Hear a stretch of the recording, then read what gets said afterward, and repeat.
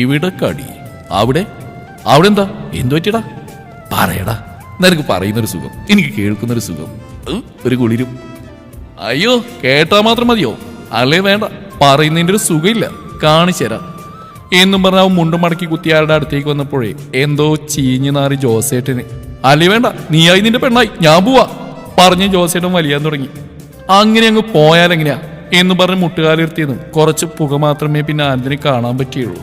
അങ്ങേര് മുങ്ങി. അന്ന് വൈകുന്നേരം എൻ്റെ വീട്ടിലേക്ക് ക്ഷണിച്ചിരുന്നു അച്ഛൻ. അതിനാൽ തന്നെ മനസ്സില്ലാ മനസ്സോടെയാണ് ആനന്ദേട്ടൻ വന്ന് ഗേറ്റിനടുത്തെത്തിയതും ഞാൻ ആ കൈ ചേർത്ത് പിടിച്ചു. എന്തൊരു മണ! ഇങ്ങനെ ചന്ദനത്തിലാണോ കുളിക്കുന്നത്? ഇങ്ങേരെന്നെ ചീത്തയാക്കും. അങ്ങനെ മനസ്സിൽ ഓരോന്ന് ആലോചിച്ച് കൂട്ടി. അങ്ങേര് ഇപ്പോൾ പൊട്ടു എന്ന പോലെ നിൽപ്പുണ്ട്.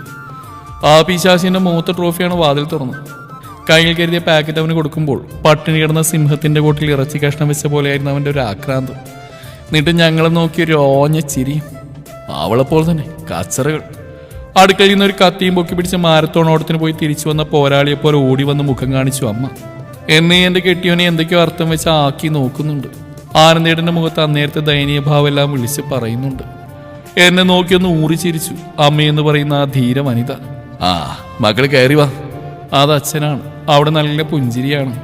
വാതിലിന്റെ മറവിലൂടെ ഒരാൾ കടന്നൽ കുത്തിയ മുഖത്തോടെ നോക്കുന്നുണ്ടെന്ന് മനസ്സിലായതും ഒന്നും കൂടി ഒട്ടി നിന്ന് ഞാൻ.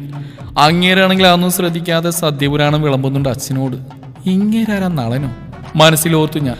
ആനന്ദേട്ടൻ സോഫയിലിരുന്നു, പറ്റിച്ചേർന്ന് കൂടെ തന്നെ ഞാനും. എല്ലാവരും ഞങ്ങൾ തന്നെ എന്തോ രീതിയിൽ നോക്കുന്നുണ്ട്. അങ്ങേരാണെങ്കിൽ എന്റെ കൈവിടിരിക്കാൻ നോക്കുന്നുണ്ട്. ഞാൻ വിടൂ, എന്നോടാ കളി എന്നും മനസ്സിലോർത്തി ഇരിക്കുമ്പോഴാണ് ഇതാ മോനെ, ഇത് കുടിക്കേ എന്നും പറഞ്ഞ് നിറമുള്ളൊരു വെള്ളം കലക്കി കൊണ്ടുവന്നു കൊടുത്തു അമ്മ.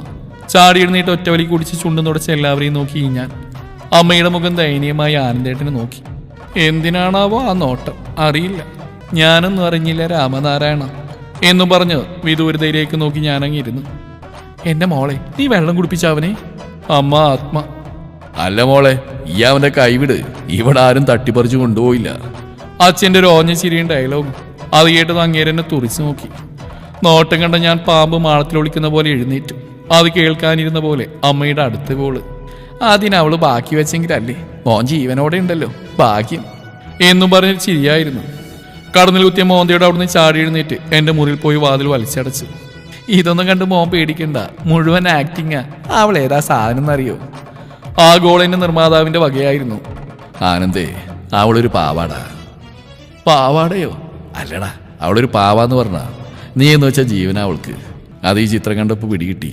ഇതിനു വേണ്ടിയാ എൻ്റെ മോളെന്ന്. ദാസൻ നിറഞ്ഞു വന്ന കണ്ണുനീനെ തുടച്ചു. ദാസച്ച കരയണ്ട, എനിക്ക് മനസ്സിലാവും. ഹൈ, അതിനാര് കരഞ്ഞു? ഓരോന്നോർത്ത് ചിരി പൊട്ടി കണ്ണീര് വന്നതാ. എൻ്റെ മോളുടെ കല ഒന്ന് കാണു നീ, ഞെട്ടും മോനെ നീ. അതും പറഞ്ഞ അച്ഛനെന്ന മഹാന്റെ വക ഒരു കൊലച്ചിരി. ചിത്രം കണ്ട് പകച്ച് പണ്ടാരടങ്ങിപ്പോയി പാവം. ചമ്മലുകളെ വെറുതെ ഏതൊരു ബുക്ക് എടുത്ത് നിവർത്തി വെച്ച് ഞാൻ. അതിലെ ഓരോ പടങ്ങളും ഓരോ വരികളും എൻ്റെ ആനന്ദേട്ടനാണെന്ന് വേണമെങ്കിൽ ഒരു ഗുമ്മിനെ പറയാം. ഞാൻ സൂക്ഷിച്ചു നോക്കി. ഈ സിനിമയിൽ കാണിച്ചു കൂട്ടുന്ന പോലെ പുസ്തകത്താളിൽ നിന്ന് എൻ്റെ പ്രണയം പൂത്താലോ ലോ. എവിടെ പ്രേമിക്കാൻ അറിയാൻ മേലാത്തൊരു മരങ്ങോടൻ. സ്വയമേ പറഞ്ഞാണെങ്കിൽ കുറച്ച് ശബ്ദം കൂടിപ്പോയി. അതും കേട്ടുകൊണ്ടാണ് ആനന്ദേട്ടൻ്റെ ആഗമനം. ഹൃദയ, ഞാൻ അറിഞ്ഞിരുന്നില്ല നിനക്കെന്നെ ഇത്രയും ഇഷ്ടമായിരുന്നു എന്നുള്ള കാര്യം. എന്തൊരു വരയാടി, എനിക്ക് പോലും എന്നെ മനസ്സിലായില്ല. അതും പറഞ്ഞ് അവൾക്ക് നേരെ ആ ചിത്രം നീട്ടി. ഞാൻ നോക്കിയില്ല, കാരണം തകർന്നു പോയിരുന്നു എൻ്റെ കൊലാഹൃദയം. എന്നെ ഒന്ന് ആക്കി ഇളിക്കുന്നുണ്ട് അയാൾ. എന്താ ഇത്രയും ഇളിക്കാൻ? ഞാനിവിടെ തുണിയില്ലാതെ നിൽക്കുന്നില്ലല്ലോ. അതും പറഞ്ഞ് തുള്ളിക്കൊണ്ട് അലമാര തുറന്ന് പഴയ 10ാം ക്ലാസ്സിൽ എൻ്റെ സ്കൂൾ ബാഗ് അങ്ങ് പൊക്കിയെടുത്ത് അങ്ങേരുടെ മുമ്പിലേക്ക് ഇട്ടുകൊടുത്തു. ദോണ്ടേ, നിങ്ങളെക്കുറിച്ചുള്ള കവിതയും ചിത്രങ്ങളാ. എൻ്റെ കറയിലാ പ്രണയം വലിച്ചഴച്ചില്ലേ, കളിയാക്കിയില്ലേ? അതും പറഞ്ഞ് ഞാൻ മുഖം അമർത്തി തുടച്ചു. നീ കവിതയെ എഴുതുവോ? അവനൊന്ന് നോക്കി, പിന്നെ ഒരു ചിരിയും. ഒന്നും മിണ്ടാതൊരൊറ്റ പോക്ക്.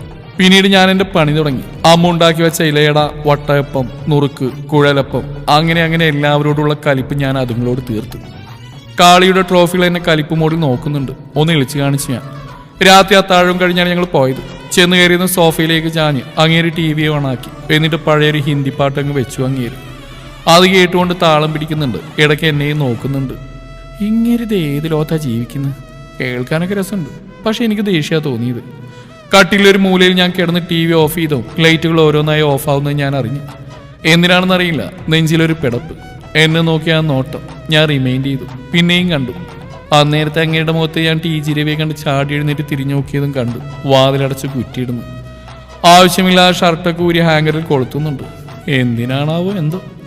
അത് കണ്ടതും എൻ്റെ നെഞ്ചിൽ പഞ്ചാരിമേളം തുടങ്ങി. മുണ്ടും മടക്കി കുത്തി വരുന്നുണ്ട്. അല്ല, നീ എന്തോ രാവിലെ പറഞ്ഞല്ലോ എനിക്ക് പ്രേമിക്കാൻ അറിയില്ലെന്നോ മറ്റോ. അതും പറഞ്ഞ അവളുടെ മുഖത്തേക്ക് അവൻ മുഖം അടുപ്പിച്ചു. ശ്വാസനിശ്വാസം കൂടി വന്ന് വെട്ടി വീർക്കാൻ തുടങ്ങി. അത് വെറുതെ. തൊണ്ടക്കുഴിയിൽ കിടന്ന് ആരോ ഇക്കിളിയിടുന്നുണ്ട്. എങ്ങോട്ടൊക്കെയോ കുളിര് കയറുന്ന പോലെ. അല്ല, നിനക്ക് എത്ര വേണമെന്ന് പറഞ്ഞു? ഒരു കള്ളച്ചിരി ആ മുഖത്ത് വിരിയുന്നുണ്ടായിരുന്നു. എന്ത് പറഞ്ഞെന്ന് ആ മുഖത്തേക്ക് നോക്കിയൊരു നാണത്തോടെ ചോദിച്ചു. മനസ്സിൽ പഞ്ചാരിമേളം അങ്ങ് തകർക്കുന്നുണ്ട്. ഇനിയിപ്പോ ചെണ്ടമേളം കൂടെ തുടങ്ങിയ നാട്ടുകാർ കൂടുമോ ആവും. അല്ല, നമുക്ക് ആ തേപ്പുകാരിയെ തോപ്പിക്കണ്ടേ? അത് പറയാൻ എൻ്റെ ഇടുപ്പിൽ പിടുത്തം വീണ് ഒരുമിച്ചായിരുന്നു. നിലത്ത് നിന്ന് പെരുവിരൽ ഞാനൊന്ന് പൊങ്ങിയുയർന്ന് നെഞ്ചോട് ചേർത്ത് പിടിച്ച് വലത് ചെവിൽ പതിയെ ഒരു കടി. എന്നിട്ട് ചെവിലായി പതുക്കെ പറഞ്ഞു, എടി കാന്താരി, എനിക്ക് ഇഷ്ടമാണോ ഈ ലോകത്തിലും മറ്റെന്തിനേക്കാളും. ഈ ആനന്ദിന്റെ പ്രാണനാണ് പെണ്ണെ നീ എന്ന് പറഞ്ഞ അവിടെ റോസാപ്പൂ ഇതൾ പോലെയുള്ള ചുണ്ടുകൾ അവൻ പതിയെ നുകർന്നെടുക്കാൻ തുടങ്ങി. ഹൃദയ, ആനന്ദേട്ടാ, മരണത്തിന് പോലും വിട്ടുകൊടുക്കില്ല പെണ്ണെ നിന്നെ ഞാൻ. അതും കൂടിയായപ്പോൾ ഞാൻ കിടന്ന് ഞെരിവിരി കൊണ്ടു. കടിക്കല്ലടി.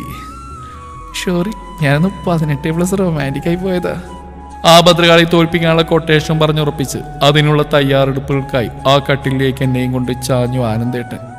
എന്താ നോക്കിക്കണേ? പോയിക്കേ, ഇനി അവിടെ ആരും നിൽക്കണ്ട കേട്ടോ.